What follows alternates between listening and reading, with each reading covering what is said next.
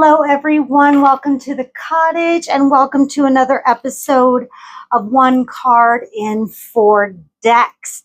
We are moving right along through the major arcana and are starting now with the second half of the major arcana with card number 10, the Wheel of Fortune.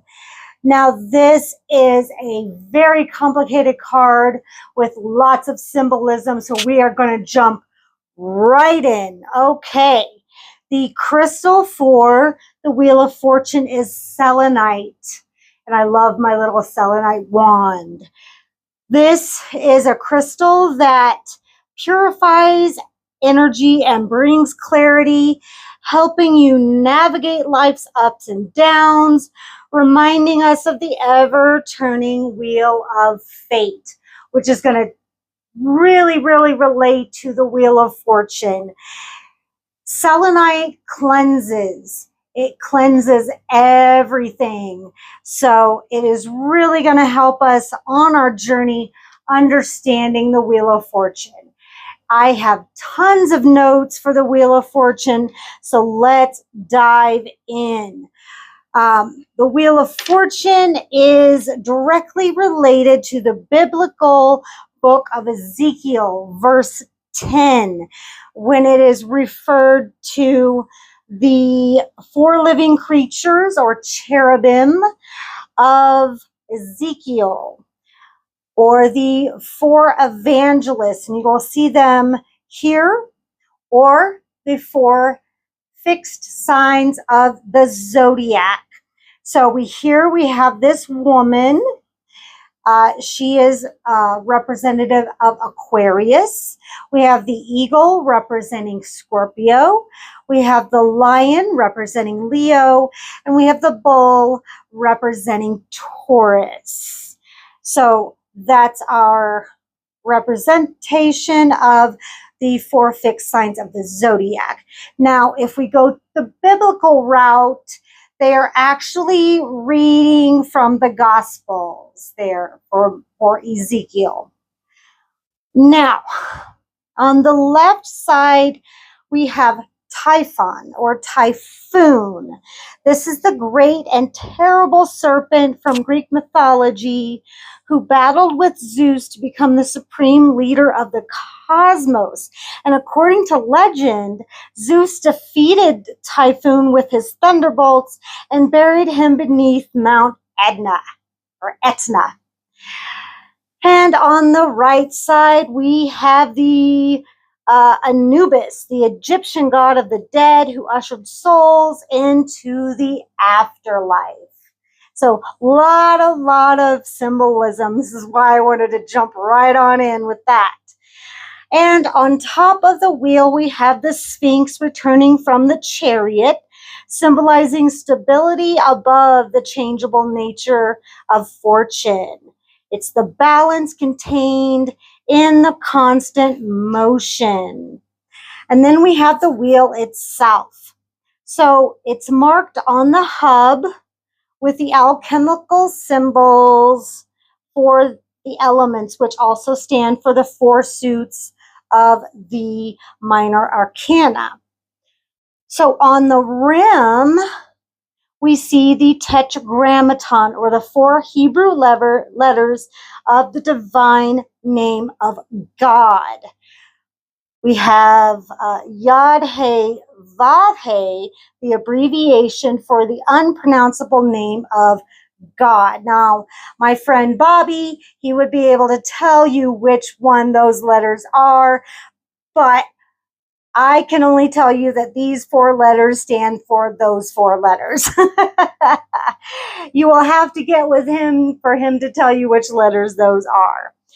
So now weaved in with the tetragrammaton, we see another 4 letters returning from the scroll of the high priestess, the T, the O, the R, and the A. Now, clockwise, this spells out tarot, while counterclockwise, we see Torah. We also get ROT, which is Latin for wheel. So a lot of secret messages in this card. Lot to do. Now, this all stands for the Hermetic principle of rhythm, of cycles, right? Everything is in motion. Nothing is standing still. So that is the main theme of this card. Everything is in motion. So if it is in reversed, right, things are in stagnation, or we are swimming against that current. We are fighting that motion, right? So everything is moving. Now we want to be in control. We want to be what I call this Sphinx, Pat Sajak. We want to be in control of this Wheel of Fortune. I'm dating myself, but I digress. We want to be in charge of this wheel. We want to be the Sphinx, right? We don't want to be under the wheel. We want to be on top of that wheel. So that is the Wheel of Fortune in a nutshell with all the symbolism. There's again clouds, which symbolize the mind and communication. And there's a lot going on, right? There's always that communication factor when it comes to the Wheel of Fortune. Now, the planet that corresponds with the Wheel of Fortune is Jupiter. It's ever expanding, right? That wheel is always in motion, picking up momentum. It's always has to do with the moon. The moon is always moving. So is the sun. The sun is always moving, right? It's never standing still. Time is always moving, never standing still. The seasons are always moving, never standing still. So when you get this card in a reading, this always has to do with cycles, patterns, seasons, time, all of that. So either you are creating patterns or destroying patterns. See what I'm saying? So Typhoon, Anubis, Sphinx, and the four fixed signs of the zodiac are your symbols, right? But everything is moving. All right? Perpetual motion is what I like to call the Wheel of Fortune. All right. So let's get to our cards. All right. This one is the Dark Wood Tarot by Sasha Graham. And I really, really love this card. This is a spindle, and I love this representation. We still have our serpent going down here. And instead of Anubis, we have a little fairy, a little mischievous fairy coming up this side. We have the four elementals here on our four corners here. They still got their books. So it's earth, air, fire, and water. They're reading from their elementals. So it's a little more pagan and witchy, which I love. So here, the challenge, and I feel like all of these cards have a challenge. The challenge is to remain focused on the center without getting dizzy. We all get dizzy. We all get dizzy. But, you know, we want to make sure to keep our focus, right? We want to keep our focus and to not lose track of what our center is, what our main focus is to keep balance, right? And I feel like that's what this card is all about, keeping ourselves focused without losing balance. Isn't that cool? I love this example. I love this Wheel of Fortune. And I think these little elementals are so cute. So that's the Wheel of Fortune from the Darkwood Tarot. Now let's look at the Druidic Tarot. This is a fairly new addition to this series, and I absolutely love it. Here we have balance in a whole different way. We see cycles and time through the Sabbats, the Druidic Sabbats or the Celtic Sabbats. We have the cross-quarter celebrations. We have Lunasa. We have Samhain. Look at the little jack-o'-lanterns. We have Imbolc. And we have Mabon, I believe. I believe that's Mabon. But we have the cross quarters. No, that's not Mabon.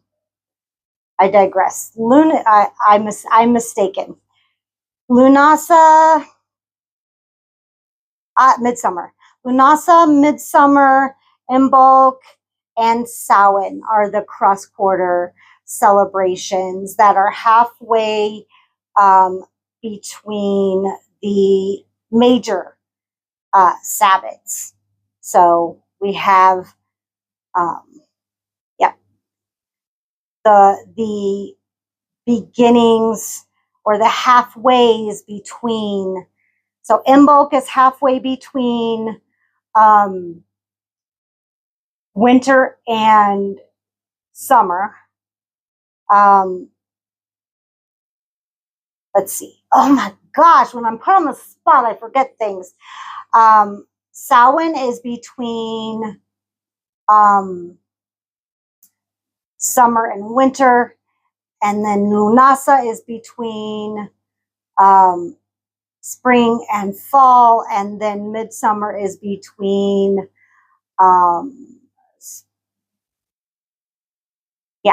is right in between it's right at this, right in the middle of summer. So we have the markings of the seasons, so to speak. Isn't that a beautiful way to mark the wheel? Isn't that gorgeous? And I love that you have the different trees and plants represented here. It's lovely. So we just see this in the wheel of the year. Beautiful.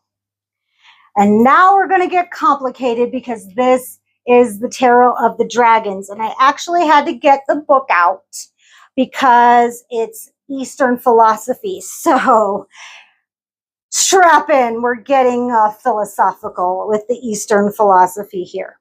All right. Yeah, buddy. All right. So in this one, the Fortune's Wheel from the Tarot of the Dragons.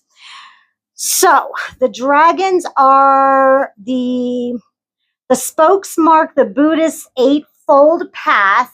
So that's why we have the 8 spokes. The entwined dragons, tails and teeth, form the rim that holds the whole together. They writhe and twist, the wheel kept in motion beneath their rippling scales. So the dragons are mighty symbols of luck, energy, and the 5 cosmic elements. So here they are. The black dragons of water, yin, and prosperity. Red of fire, passion, fertility. Green of wood, growth, and healing. White of metal, purity, rebirth. And yellow of earth, yang, and motion. Looking on in all their auspicious glory are the 4 animals who share the sacred plane with Eastern dragons. So the fiery phoenix up there at the right corner, symbolizes grace, fidelity, and justice. The metallic tiger, fierceness and valor. The earthly quillin, protection, prosperity, and luck. I think that's at the left-hand corner. And the aquatic tortoise, there in the right-hand corner, longevity, endurance, and familiar good fortune. Much as we like to think we are in control, unexpected outside forces, both good and ill, come along and spin us around. Call it fate or karma or simply chance. It is the world rising up and with a toothy dragon grin saying boo. So, so this is all of those dragons intertwining and forcing, and each has their own force, and each of these animals have their own influence. So this is the Eastern philosophy wheel of fortune. So I thought that was really cool to include this, because it may look very similar, but the mythology is totally different. So I had to include the Tarot of the Dragons just for their take on it. I think this is beautiful. It's different, but same. So I really liked that. So here we have the Wheel of Fortune, the classic, Rider-Waite Smith, the Darkwood Tarot, the wheel from the Druidic Tarot, and Fortune's wheel from the Tarot of the Dragons. So how do you interpret the Wheel of Fortune in your cards? How do you interpret them differently? And what does it mean to you? Please let me know down in the comments. I'd really love to know. This is such an interesting and multifaceted card with very different meanings from deck to deck. So I'd really love to know what you think of the Wheel of Fortune and how you interpret it. Please let me know down in the comments. Please like, share, subscribe, hit that bell for notifications. Please hit up my website where you can book a reading, book a class, book a workshop. Some of my classes are even available online. So hit me up if you're interested in an online class with me. They are private and very discreet. So there's much discretion. So I'm always down for that.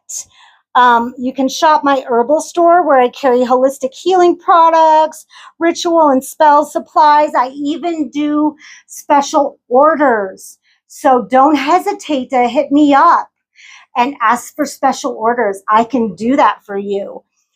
If you do shop my online store, please do remember that I offer free shipping only for my YouTube visitors. So at checkout, enter that code word, all caps veiled, to get your free shipping. That is my gift from me to you. So please don't forget that. If you would like to financially support this channel, you can buy me a coffee. All the details are down below, or you can just scan this QR code right here, but absolutely no pressure at all. Just live your best life and live for yourself. I'll see you guys on the next one. Bye.